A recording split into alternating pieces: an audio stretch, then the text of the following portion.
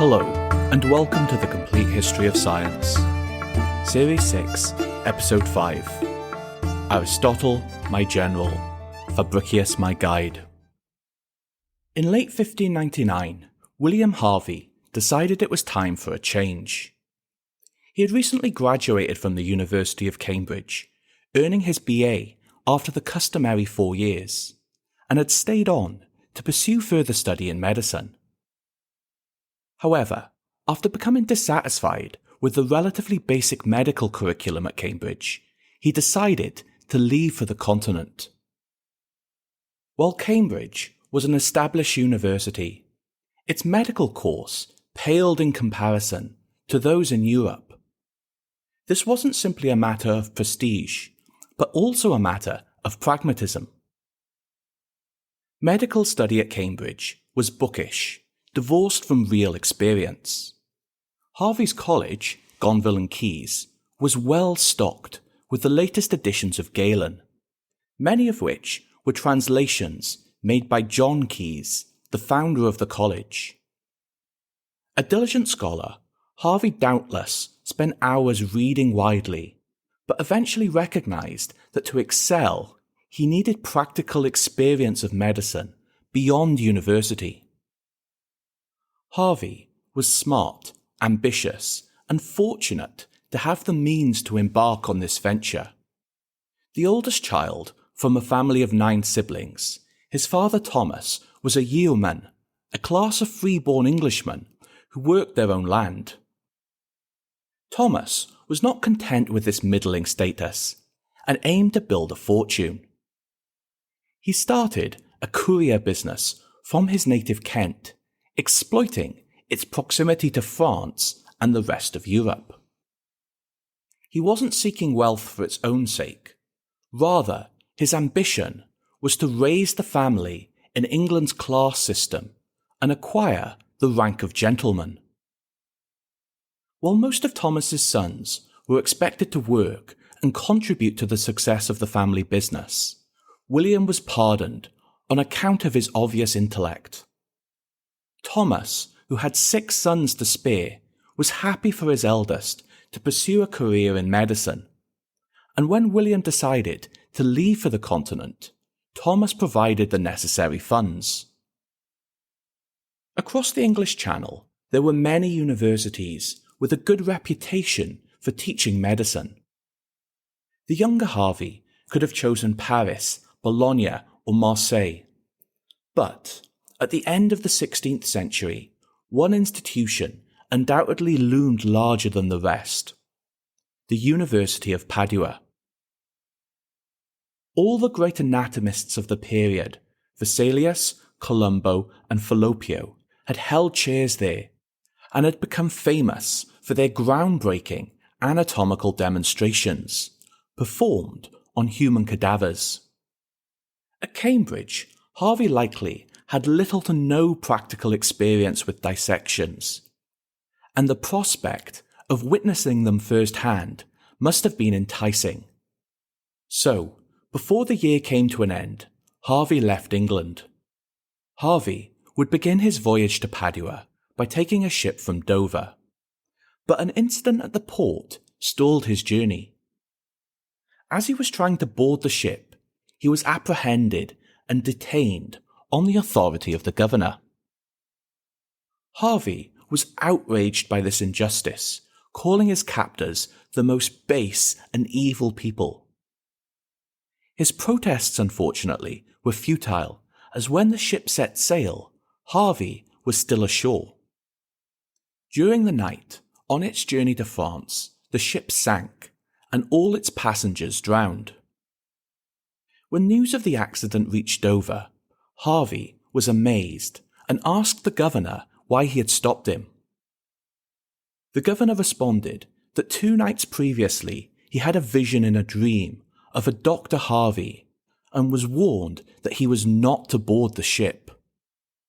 Harvey told this tale many times to friends and acquaintances in the succeeding years, with the heavy suggestion that he was saved by divine providence and perhaps marked for greatness. On arrival in Padua, Harvey must have recognized that he had chosen wisely. The city was the intellectual center of the Venetian Republic, with the university situated behind the magnificent facade of the Palazzo del Bo. To enter, students would pass under a great arch, upon which perched the Lion of St. Mark, the symbol of the Republic.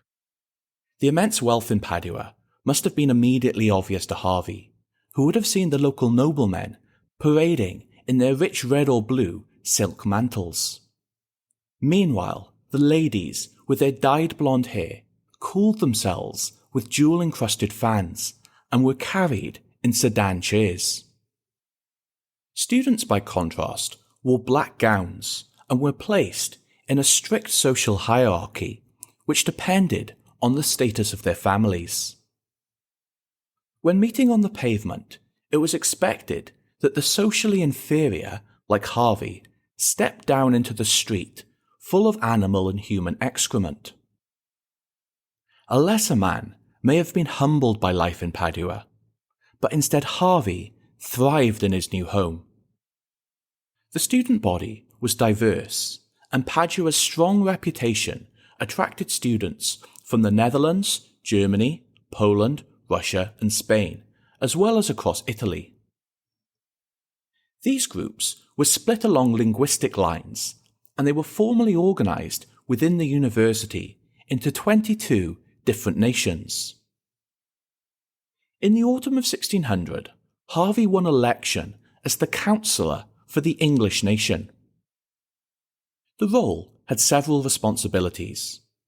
Harvey would be expected to represent the English nation, speaking on their behalf and casting their vote in the election of the university rector. The English nation would typically have been dominated by men who came to Padua to spend their time partaking in aristocratic pursuits such as hunting, fencing, and dancing. His bid for this role demonstrates the confidence of the young man who would not be held back by his relatively modest origins. Upon his election, Harvey was asked to provide a coat of arms. Not possessing one, he simply invented his own. A white arm, outstretched, holding a golden torch, was set on a red background. Two serpents were wrapped around the torch, representing the Greek god of medicine, Aesculapius. Harvey would joke to his friends that he was planning on becoming a second Aesculapius.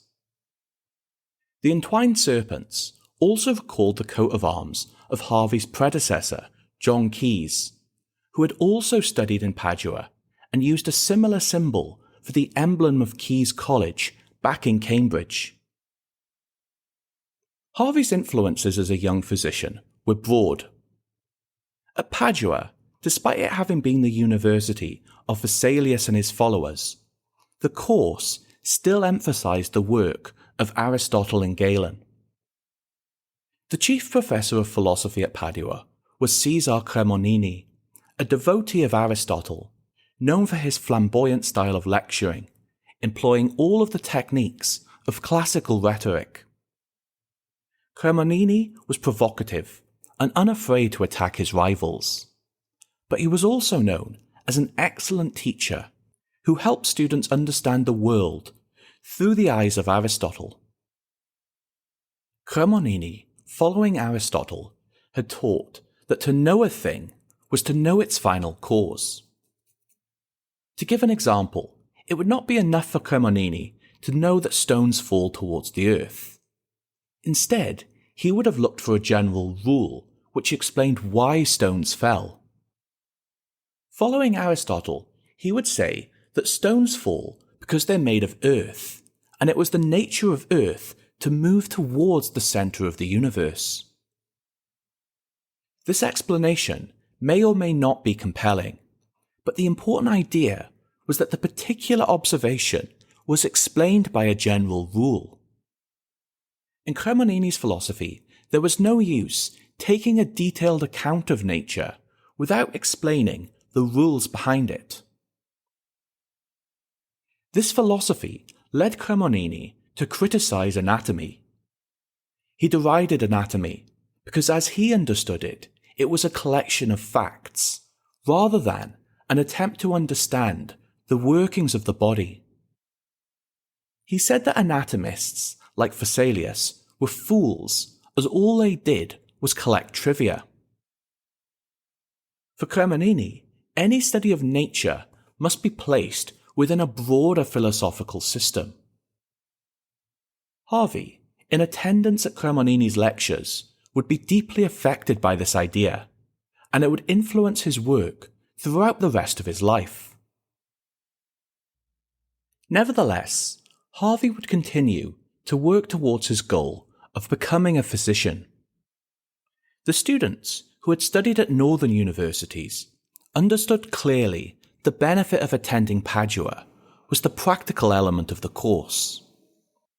As one student wrote, "We do not lack for lectures at home. It is the study of practice that has led us to cross mountains." As a medical student, Harvey would have shadowed a working physician for a year, learning to care for the sick. At Padua's San Francesco Hospital, he would have learnt the arts of prognosis and diagnosis, as well as developing his bedside manner. Students learnt to make use of herbs and plants from the local botanical garden. The garden, enclosed in a large circular wall, was the oldest purpose-built botanical garden in Europe, and hosted many rare herbs and plants, which could treat a wide variety of illnesses. Harvey threw himself into the world of practicing physician with his usual ardour, working at the hospital from dawn until well into the night. He recalls several grisly episodes, such as a boy who had his penis bitten off by a dog, and a courtesan whose advanced syphilis was causing her stomach to be slowly eaten away. The treatments employed at the hospital were often no better, and patients were bled, lanced, and made to sweat, all following the Galenic aim of restoring balance between the humours. The hospital, however, was not the only place that students like Harvey could gain practical experience. The other draw of Padua was its anatomy theatre, constructed in 1594 as a display of the majesty of the Republic of Venice. The theatre was a large oval with 5 raised galleries surrounding a dissection table. It could hold as many as 250 spectators. On the day of a performance, the theatre was full to capacity, and the spectators were hemmed in. Dissections took place in winter, and the theatre was kept exceptionally cold to preserve the bodies for as long as possible. The discomfort of being in a crowded, freezing theatre was amplified by the lack of natural light, with only 2 candelabras and 8 candles lighting the entire hall. Spectators sat according to precedence, with the general public at the back in the 5th gallery, and the students filling the 2nd, 3rd and 4th galleries. Harvey, as Councillor of the English nation, had a privileged position in the 1st gallery, and therefore one of the best views in the house. After the students were finished, the porters would call for silence before local aristocrats and officials entered, sitting nearest the dissection table.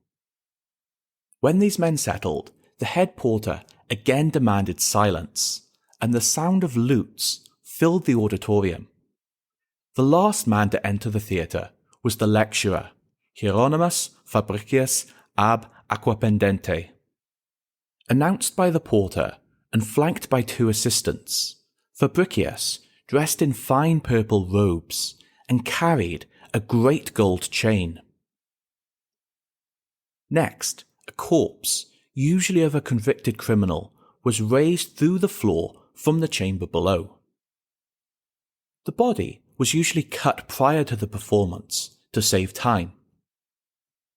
Fabricius was known for his slow demonstrations, where each organ of the body was dissected in turn, while he gave a thorough account of the historical authorities as well as his own observations. Perhaps in rebuttal to Cremonini's view of anatomists, he would discuss not only the forms of the organ, but also explain their function. Fabricius was in fact a fellow admirer of Aristotle, who would often dissect animals alongside humans.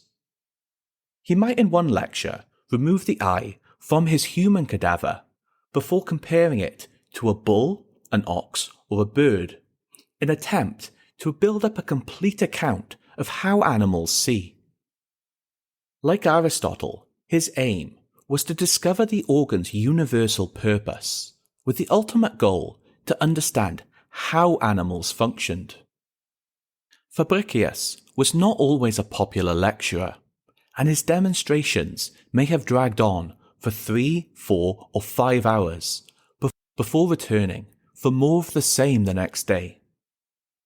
In the back of the gallery, it was difficult to see, and often the porters had to reprimand those who had become restless. Students who may have been expecting a practical guide to surgery or medicine left disappointed. Instead of instructions on saving patients, they received long and sometimes disordered lectures. Fabricius might one day examine the foot in detail, before moving on to the arm many days later. Harvey, by contrast, never acknowledged these criticisms and was enraptured by these demonstrations. He attempted to commit to memory as much as he could of the methods of dissection, so that one day he could repeat them himself. Fabricius had understood Aristotle's project as unfinished, and likewise Harvey understood the same of Fabricius. In one of Harvey's last pieces of published writing in 1651, he would write, "I follow Aristotle as my general, Fabricius as my guide." Harvey would not abandon his pursuit of becoming a physician, but his experiences in Padua broadened his ambitions. Harvey graduated from Padua in 1602 after completing an oral examination in which he demonstrated his knowledge in front of Fabricius and other lecturers. He passed with ease and was adorned with a golden ring placed on his finger and a cap on his head, signifying his ascension as a doctor of medicine. On the authority of the university, he would now be allowed to practice medicine. After travelling back to Kent, he spent several months with his family before moving on to the great city of London. We'll catch up with Harvey in the next episode. Until then, thank you for listening.